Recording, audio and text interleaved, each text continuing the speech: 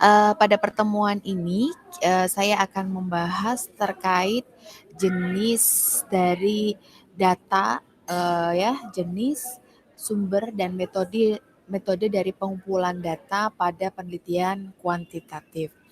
Ntar ini saya share dulu. Nah, ini jenis, sumber, dan metode pengumpulan data pada penelitian kuantitatif. Nah, jenis data dalam penelitian itu ada dua, yaitu ada data primer dan data sekunder. Data primer itu adalah data yang belum pernah diolah oleh pihak tertentu untuk kepentingan tertentu. Jadi benar-benar data itu belum melakukan pengolahan sama sekali atau belum dicetak, belum diinput, ini data gitu. Nah, data primer ini biasanya menunjukkan keaslian informasi yang terkandung di dalam data tersebut. Data primer itu juga pada umumnya bersumber dari sumber primer, yaitu data berada pada pihak utama yang memiliki data tersebut. Jadi biasanya kita tanya langsung nih kepada orang tersebut. Nah, orang tersebut sebagai sumber primer kita. Nah, maka yang kita dapat dari sumber primer tersebut disebut dengan data primer. Kemudian ada juga data sekunder. Data sekunder yaitu data yang telah diolah, disimpan, disajikan dalam format atau bentuk tertentu untuk kepentingan tertentu juga. Nah, data sekunder itu menunjukkan ketidakaslian informasi yang terkandung di dalamnya karena sudah diolah untuk kepentingan tertentu. Nah, misalnya apa sih yang data sekunder itu? Misalnya eh, data statistik terkait penduduk Indonesia gitu kan. Nah, itu kita bisa misalnya lihat dari data Pemkap misal apa namanya data pemerintah gitu. Nah, itu biasanya data sudah diolah. Jadi bukan data primer, itu data sekunder. Kemudian juga dokumen-dokumen misalnya kita dapat itu ya hasil cetak dan sebagainya itu biasanya termasuk dalam data sekunder. Kemudian sumber data. Nah, karena ada data primer dan sekunder, sumber data pun juga ada dua, yaitu sumber primer dan sumber sekunder. Nah, sumber primer itu adalah data yang diperoleh pihak pertama yang memiliki suatu data. Nah, sumber primer itu umumnya menunjukkan keaslian informasi ya sama ya. Biasanya memang disajikan oleh sumber primer ini. Nah, sumber sekunder juga sama. Nah, biasanya sumber sekunder itu adalah hasil dari observasi misalkan atau misalkan juga hasil pengumpulan data-data misalkan dokumen dan sebagainya. Nah, itu masuk pada sumber sekunder. Nah, metode pengumpulan data kalau pada penelitian kuantitatif itu bisa menggunakan kuesioner.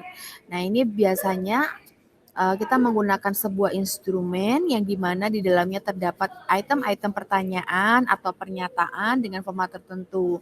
Nah, kuesioner ini memiliki keunggulan karena memiliki atau memuat informasi yang efektif dan efisien sesuai dengan tujuan penelitian. Namun juga kuesioner ini juga tidak terlepas dari bias, yaitu biasnya itu dari format pertanyaannya atau pernyataannya. Kalau kita bikin instrumennya salah secara otomatis atau kurang tepat biasanya ada bias. Kemudian juga petugas penyebar kuesioner. Benar nggak petugas penyebar kuesioner itu menyebarkan pada sumber data yang tepat? Nah, itu bisa menjadikan bias atau bisa juga teknik penyebarannya.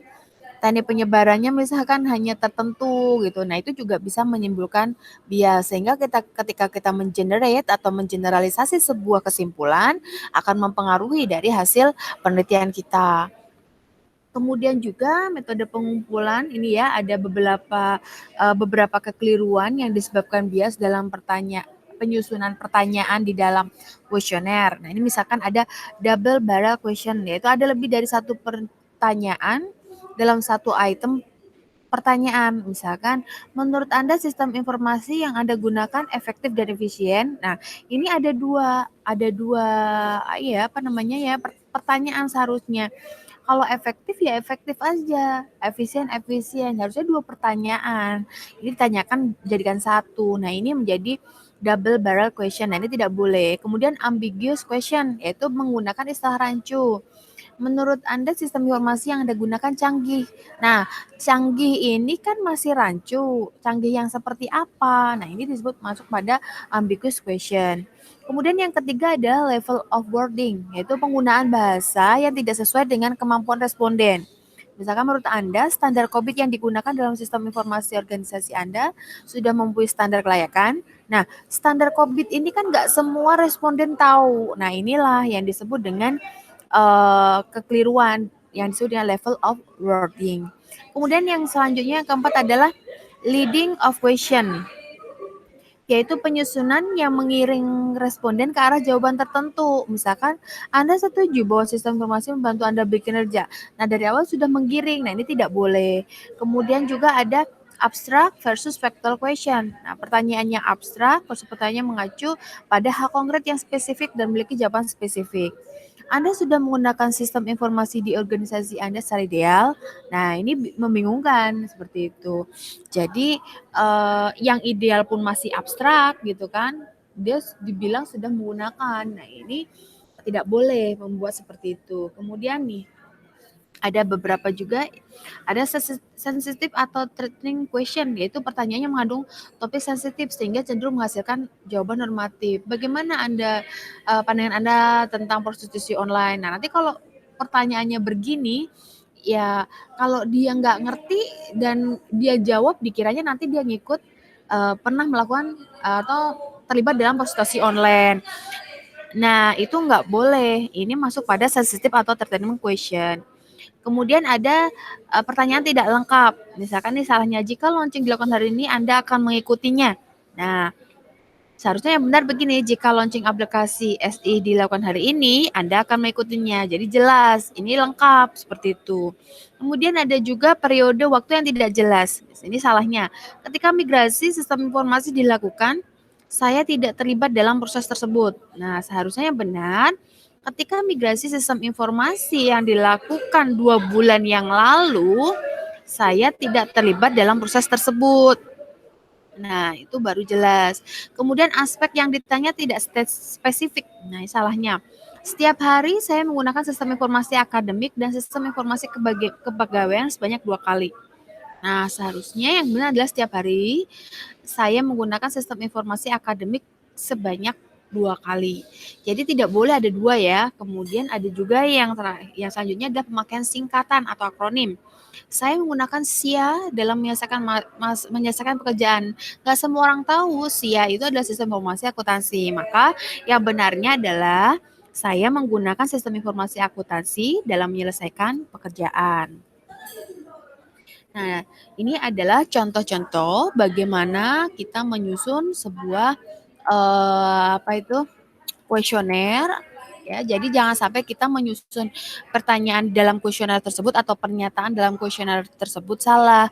Karena kalau salah maka akan menimbulkan bias. Nah, itu saja terkait jenis dan sumber ya.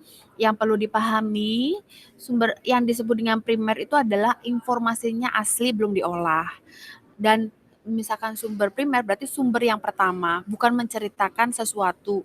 Itu menceritakan dari sumber yang lain. Nah, itu disebut sumber sekunder. Jadi itu yang perlu dipahami.